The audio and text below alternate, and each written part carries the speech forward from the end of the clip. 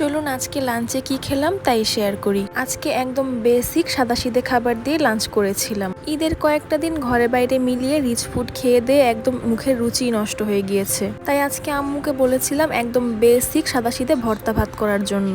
আমরা বাঙালিরা যতই পোলাও কুরমা খাই না কেন, দিন শেষে ভাত খেলেই কিন্তু শান্তি মিলে।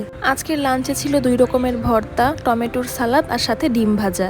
আলুর ভর্তার সাথে ডিম ভাজা এই কম্বিনেশনটা কিন্তু আমার অনেক বেশি ভালো লাগে।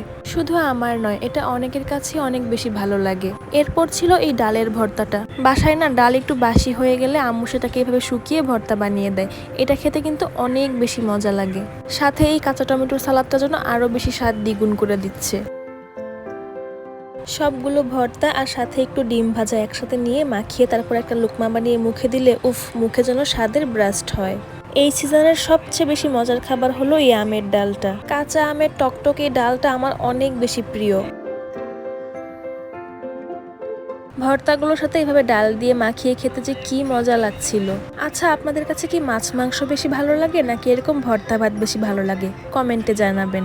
আমার তো মাছ মাংসের চেয়ে ভর্তা ভাতই বেশি ভালো লাগে। এরপর শেষে তো একটু চা খেতেই হবে। ওকে, দ্যাটস ইট ফর টুডে। আল্লাহ হাফেজ।